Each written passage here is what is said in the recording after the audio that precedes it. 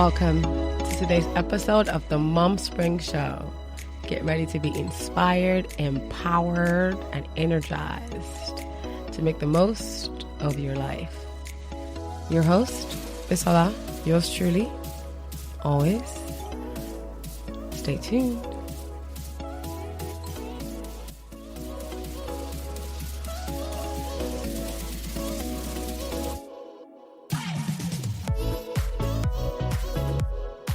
Welcome to the Mom Spring Show. Welcome to the Mom Spring Show. Let's say together.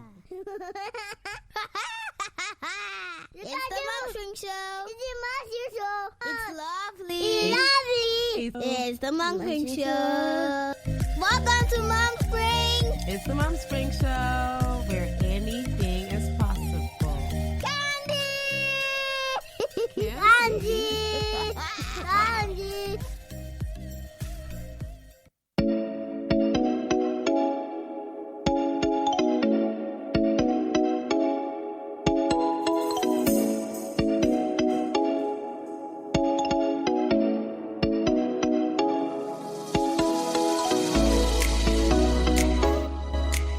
Right, welcome back to today's episode of the Mom Spring Show.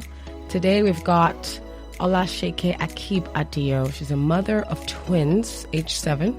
She works in one of the major banks, top 5 banks in Nigeria, in the International Trade Department, and also does business while juggling being a wife, mom, and a 9-to-5 shiro. She's our 9-to-5 shiro for today, and we're looking forward to hearing how she makes this all work.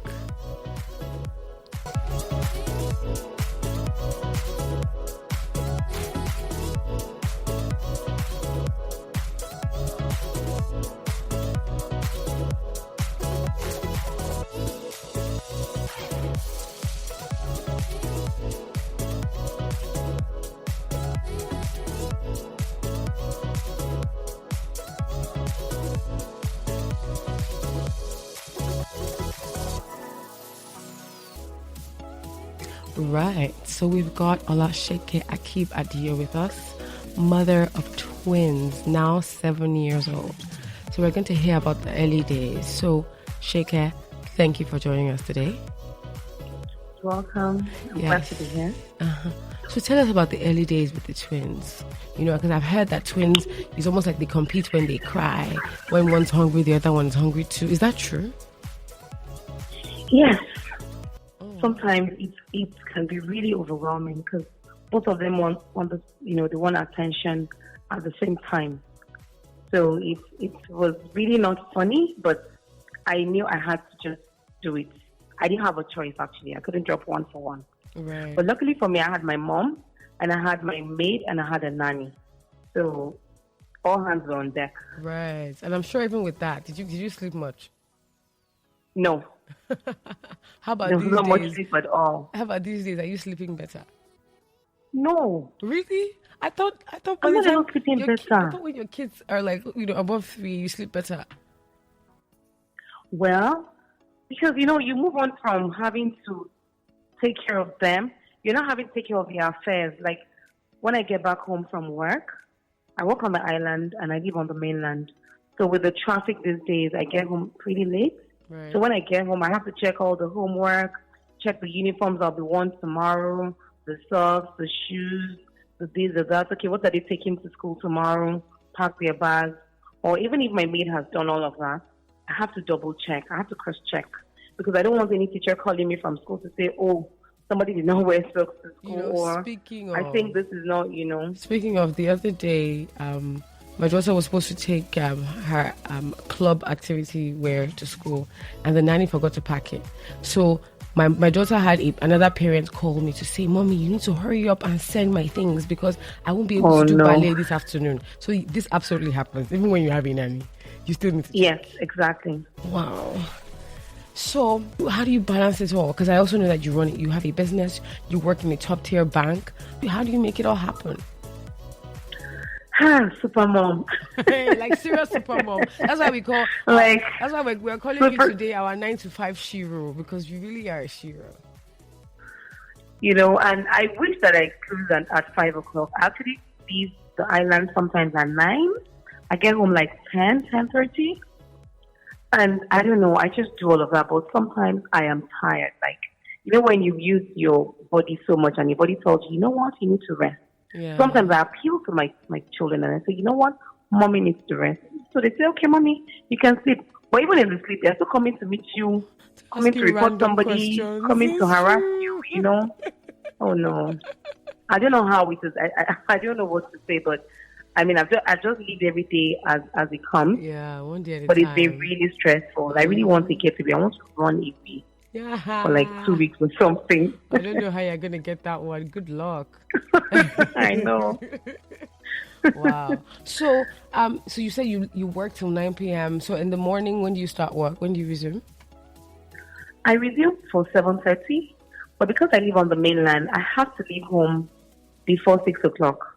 Latest by 6 o'clock, I have to leave home. Wow. So I make their food in the morning because I also don't want to give it to my maid. I don't want her just giving them anything. So I make their food and I put in their food flask before I get myself ready for work, and then I leave. Wow. This is, what I'm just seeing a picture of just like sacrifice, literally. Like your life is just, you know what, sort out the kids, sort out work, and then find some time to quickly take a nap, because what you're doing is not sleeping, you're napping. Really. Yeah, precisely. And then just keep going. Wow. That's, kudos to you. Well done. Thank you. And if there's, I'm imagining there's a young mom out there who, maybe is working full time and just found out that she's pregnant with twins, and she's wondering, this is amazing. What an amazing blessing. But how am I going to handle it? Knowing what you know now about being a mom of twins, what would you advise that person who is, coming behind you? Okay. First of all, you need to take a deep breath and be calm. I know that all is well. And like people always say, God will not give you more than what you can handle. I didn't think I could handle twins. In fact, today when people see me, they say they can't believe that I had twins. Mm-hmm. Because I was somebody that couldn't even carry babies. The first time I ever carried a newborn baby was when I gave birth. 2 twins. Oh my God. So I couldn't carry. I just say hi to them from far, play with them, but not carry. Wow. So I have to carry mine, and I have to carry 2 of them. Wow. So first of all, you take a deep breath. Really, there's really nothing you cannot do if you put your mind to it. I didn't think I was this strong. Sometimes you don't even know the strength you have in you until you need to put it to use. Yes. So you take a deep breath, take it one day at a time, and then also know that you matter first, because you have to be well for the kids to also be well. So you have to find that strength in you, and you also have to make sure that psychologically you prepare your mind that okay, it's not a big deal. It may be stressful, but it's not a big deal. I don't like when people tell me their stories and it's negative. Sometimes it's some negativity in you. When they say, twins, when I had mine, I was this, I was that. It may not even apply to everybody. Right. It is stressful. Giving birth is stressful. We all know that, even if it's a child.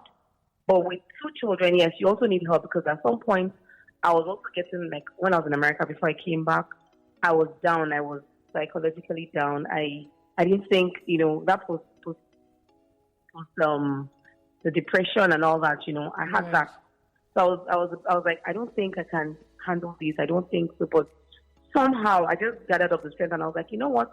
If every other person could do it, I can do it. And voila, they are 7 now.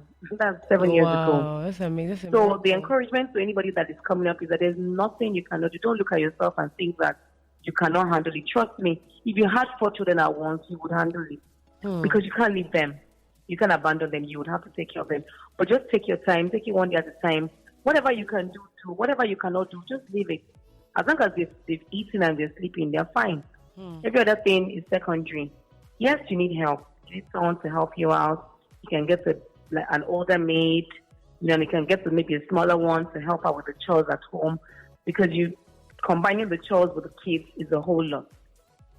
And you also don't want to overwhelm yourself. So I'll just advise that, that you get help.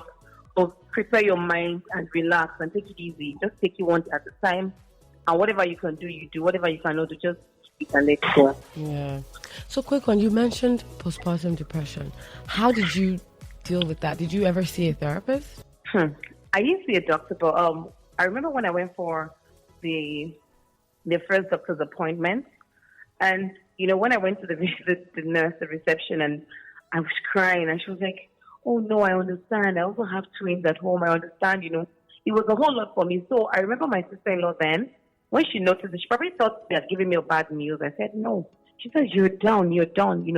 And then she just took me out. She said, "You know what? We're going to just leave them at home. We're just going to go out for ice cream." So she took me out, and for the first time, I was by myself. I wasn't with the children, and I was there just discussing with her. We just gist and all that. So I think I came out of mine really early, and I knew that what I have to do. So I didn't need to see a doctor for that. Mine wasn't that serious, but there were times where I was really, really down because I didn't think I was good enough to take care of the twins. I didn't think I was worthy to have twins. I was like, I don't think I can handle this. But somehow, God just put the strength in me, and I just found myself, going by the day. And I'm sure you know now that you can do this and that you are worthy. Well done. Yeah. Well done.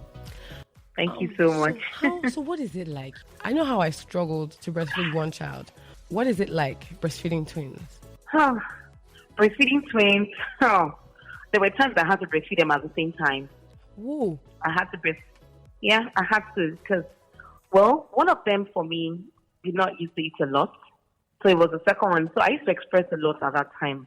I had the double electric pump.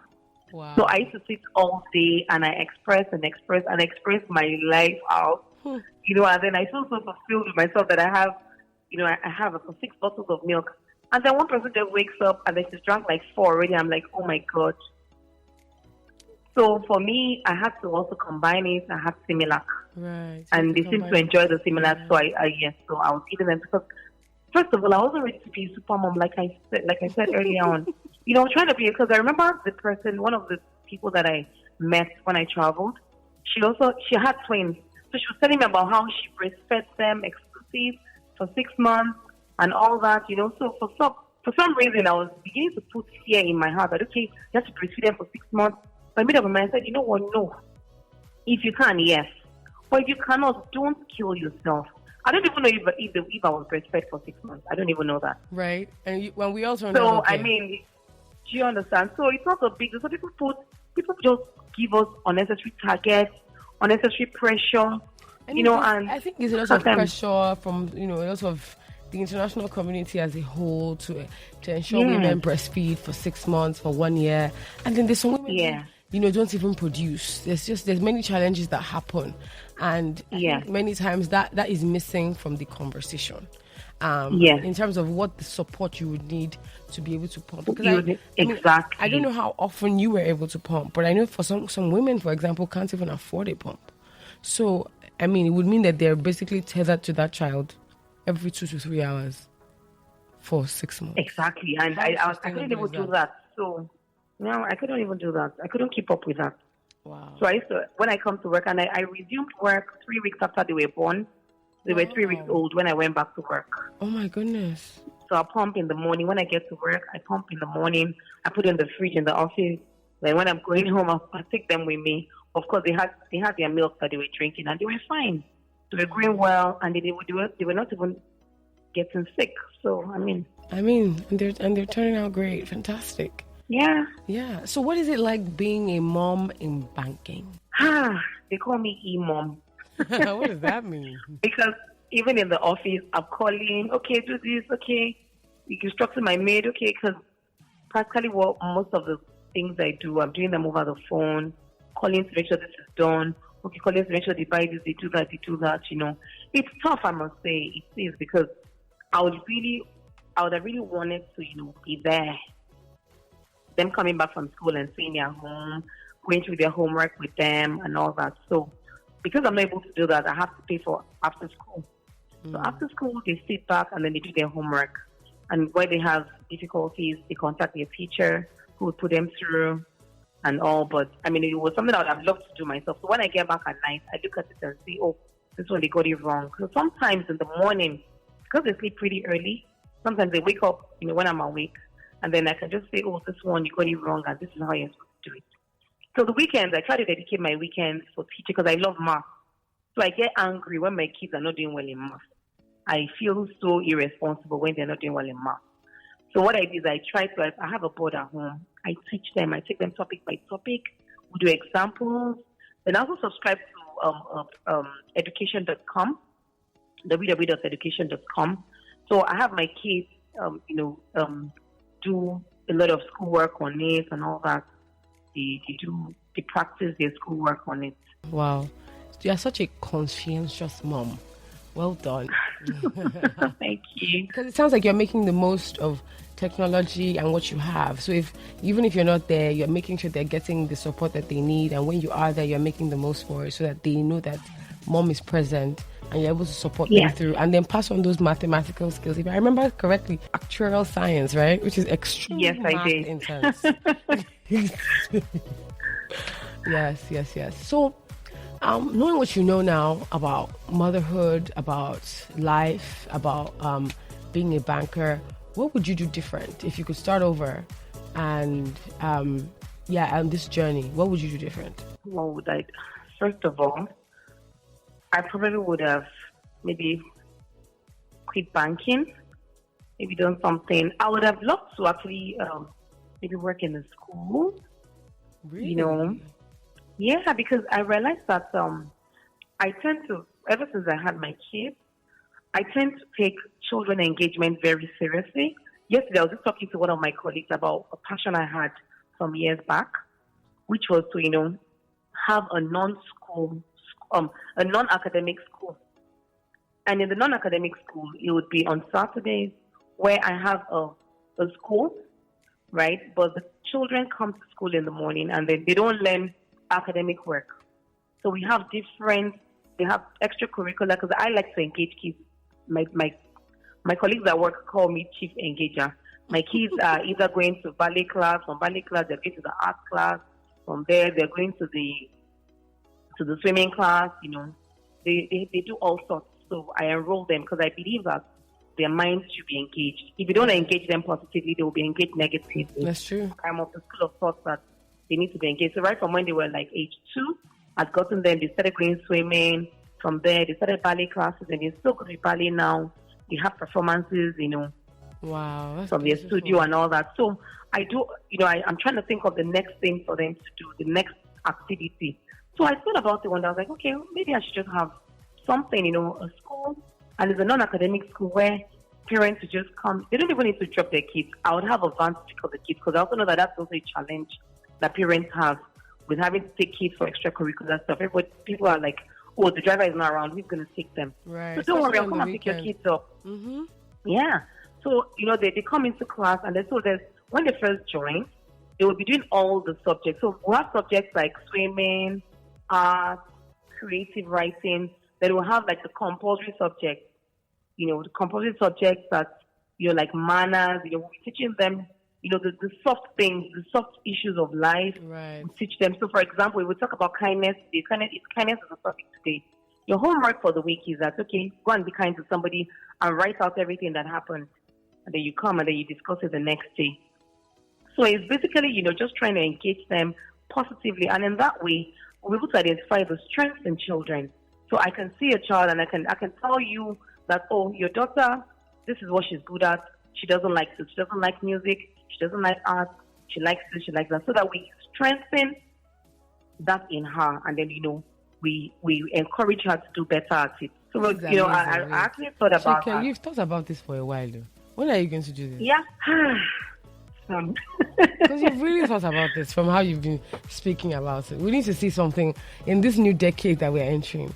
We need to do that. We need to do that. We need to see you do something. Yeah, because you realize I don't have so many places like this or so many things like this around. Right. And many parents are I have one place. Many parents are struggling to figure out, what does my child like outside of school? So everybody is trying to raise a balanced child. And like you, most parents are time strapped. So they don't have the time to go and explore every different activity or enroll the child in every different activity. But if there was a school that could help that has everything, figuring that out. And we're not teaching. On the weekends, it's they are going to the regular academic school during the week, and on the weekends they can become to this non-academic school, and we can find out what those hidden talents are. I think that would be amazing. We hope you're going to do something with this. We're going to check in on you. We want to see you start something with this. Please do. Yes. Mom Spring is please do, because I actually started writing it down. I was writing everything I had in mind. Yeah. The teachers, that. I had everything all, but I just don't know why. I really need to key into it. The non-academic school. It'll be one of its kind. So rather than take them to ballet here, art here, this here, everything is all in one. Wow. In one place. So they have their subject, they have their timetable. Beautiful. They have their electives, and then they have the compulsory courses. Okay, so we look forward to hearing about this non-academic school. And we're really appreciative of you joining us on this episode of the Mom Spring Show. And we will be keeping in touch and keeping tabs so that you can birth this idea. Yes. Okay, thank you so much. Thank you for having me. Thank you so much for being here. Thank you. We'll be right back with the next guest on today's episode of the Mom Spring Show.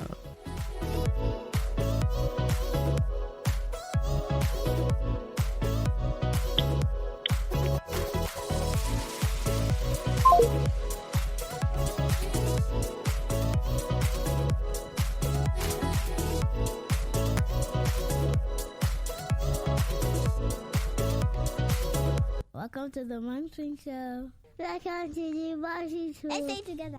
It's the Mom Spring Show. It's lovely. It's the Mom Spring Show. Welcome to Mom Spring. It's the Mom Spring Show, where anything is possible. Candy! Candy!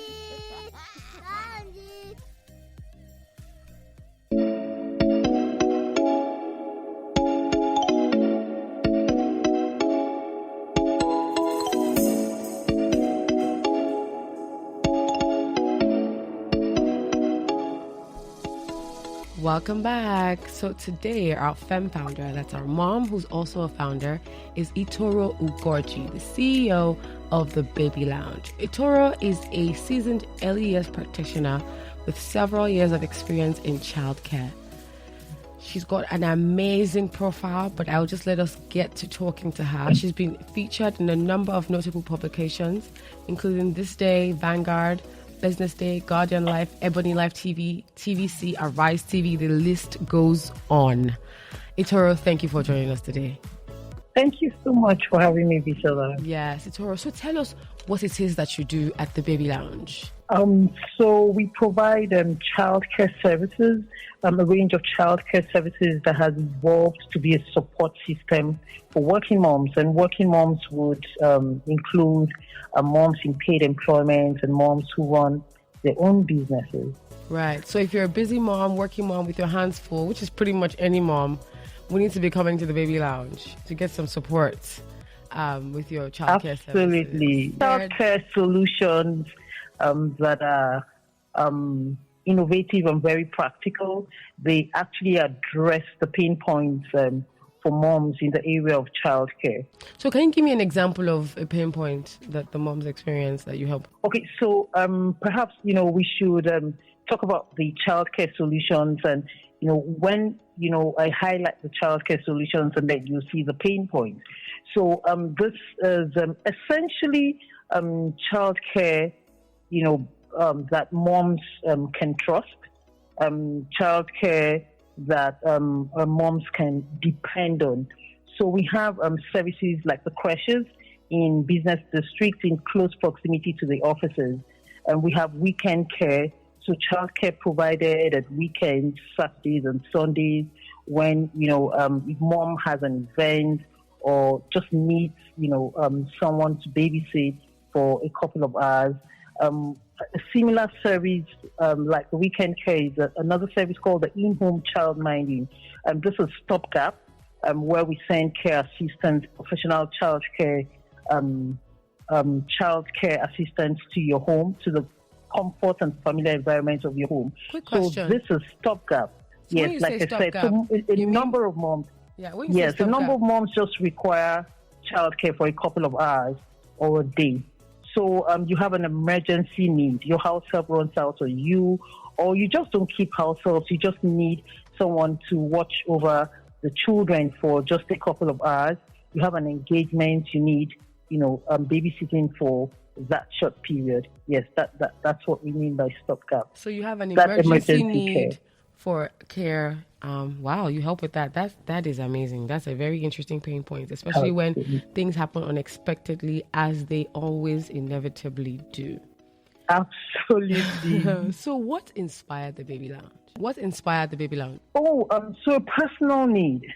So I got stranded as a working mom, when we had our first baby, and I needed childcare for the period. We waited for him for a bit, so you can only imagine that, we were almost paranoid about getting, safe and reliable care for him. So Right. when my mom left, and I was just not ready to leave paid employment at that time. Mm-hmm. So that's another, another searchlight, as it were, on, one of the pain points of moms. They shouldn't be stampeded out of, a promising career. They should actually leave when they want to leave, on their own Or terms. if they want to leave. So childcare, yes, should not be a reason why a mom would truncate an otherwise promising career. Preach.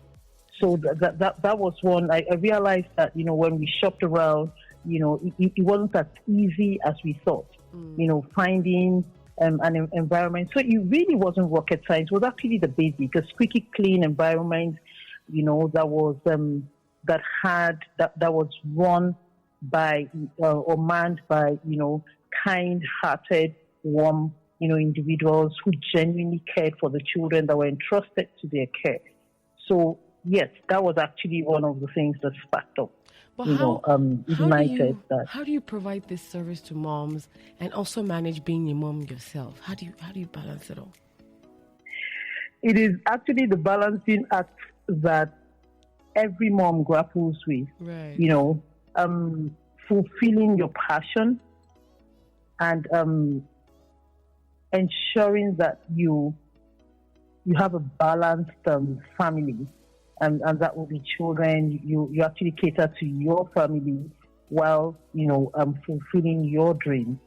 So that's exactly what it is. So I create time. I actually create quality time for the family, and not at the expense of the service that I provide. Because the service that I provide is actually a trust service. So Right. moms, entrust their precious treasures to you. You can imagine a mom drops off a child as early as 7 and then comes to pick that child at perhaps 7 or 6, confident that, and that child has been well catered to. Wow, that's a huge responsibility. It is massive. Yeah. It is massive. And so can you give us practical steps? So I'm sure there's a female founder there who's either just having her baby or just had a baby and is thinking, how do I create quality time for my children while running the business? And can you give us 2 practical steps for creating quality time with your children? It's really about, being intentional. I know that word has been bandied, so many times, but it's, I can find another alternative for that. So it's not about the quantity of time, it's about quality of time. So if you're going to spend 1 hour, you plan to spend 1 hour, and you should plan, family time should be sacrosanct. If you plan to spend 1 hour, with the kids, your kids at home, that 1 hour should be totally uncompromised. So a lot of the distractions, one of the biggest culprits, would be, devices. Right. So it should be, your time with the kids should be a device-free time, where you focus and you have, real deep discussions with them about their day. So those days, how was your day no longer suffices. So you break down how was your day. What was there someone who upset you? Which part of your day did you enjoy most? Because you'll be amazed at, how deep the children's day is, especially school-age kids. They spend so many hours away from you. So it's so important that you make every hour of your time count. So if you're at work, you're at work. Whatever you do, just give it your best shot. Give it your best shot. And then please, do not fail to draw on support systems around you. It doesn't make you less of an amazing mom. Right. So seek support, get all the help that you need. Quick question. Do you find that getting early child care, such as yours, also makes it easier for women to pursue their dream? Absolutely. So I say that, it still takes a village to raise a child. It's just that this time the makeup of the villagers have changed. So the crash is one of the villagers. Right. Find a support system that works for you and that you're comfortable with. So the moms who do not do crashes, the moms who do not do, nanny, living nanny, but whatever the support system it is that you have picked, just ensure you're comfortable and it works for you. And if it's not working, please do not hesitate, to try other options. I usually say to moms that, those kids will never be 1 year old again. They'll never be 2 year olds again or 3 year olds. It's important that you enjoy those milestones and truly make them count. So draw on the support with this family. But some people, family doesn't work for them. They don't find, that arrangement not just reliable, reliable in the sense that it's not consistent. So your family members are not around, so you can't count on that. Right. If it is an outsourced parenting, like I call the crashes, find one that is professional, or professionally run, and find one that is well managed, and by all means, hook up onto that support system. So 2 last questions.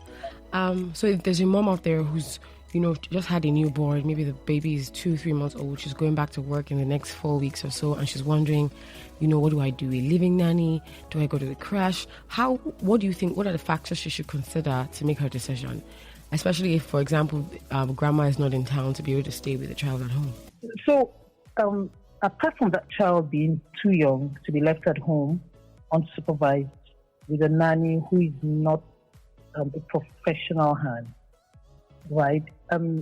I would also say that, that's probably the biggest step of faith that we mothers take, hiring nannies to take care of our children. These are absolute strangers. It's the same thing, like crashes. Now, the one of the advantages of getting a well-run crash is that it is not just a lone individual, right? So you have a team. So if there are any incidents, right, it's easier to handle. And then, the individuals that work in the crashes are professionals. They are trained to manage children. So, if you have, any incidents or any hazards, choking hazards, they know how to handle those things, Right. So now I always say to parents too that the cams, the nanny cams, the CCTV, systems, they're fantastic, but they are after the fact. You could watch your child being molested, watch your child being manhandled, and before you get there, the deed has already been done. Oh wow! So it's basically called comfort. Wow. So I would say to that mom, shop around for, a question. And okay, so one of the services that we provide also is the office questions. More organizations are buying into that, laudable initiative. So to support moms like a mom like you just described. Right. If, she had an on-site crash in the office, those are lifesavers. the mom is at peace, work productivity level, triples. It's a win-win for both parties, for the mom and for the employer. That's true. So if moms wanted to follow you on social media, how do they find you? We're on Instagram and Facebook at The Baby Lounge. Okay. So at The Baby Lounge, thank you so much. Yes, and then we have a website, www.thebabylounge.com.ng. Great. Thank you so much, Itoro, for joining us and for educating us on childcare. You're most welcome. Thank you so much for having me, Bisola. And to all the moms out there, you can never be celebrated enough. You're doing an amazing, amazing job. Yes, you are. Welcome to the Mom Spring Show. Welcome to the Mom Spring Show. Let's stay together. It's the Mom Spring Show. It's lovely. It's the Mom Spring Show. Welcome to Mom Spring. It's the Mom Spring Show, where anything is possible. Candy! Yeah. Candy! Candy!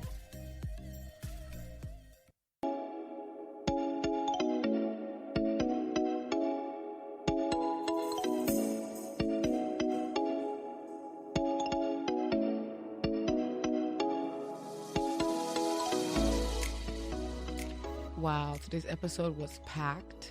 We've learned a lot about how it takes a village to raise a child. And we also learned about finding balance and spending quality time. It's about quality, not quantity, in terms of spending time with your children and getting all the support you need, whether it's family, whether it's childcare, whatever choice you choose to make. Do whatever is best for you so you can be your best as a mom. Because when you're whole, your family's whole. And that's it for today's episode of the Mom Spring Show. I'm Bisola, yours truly, on Instagram at The Bisola, and follow Mom Spring at Mom Spring HQ.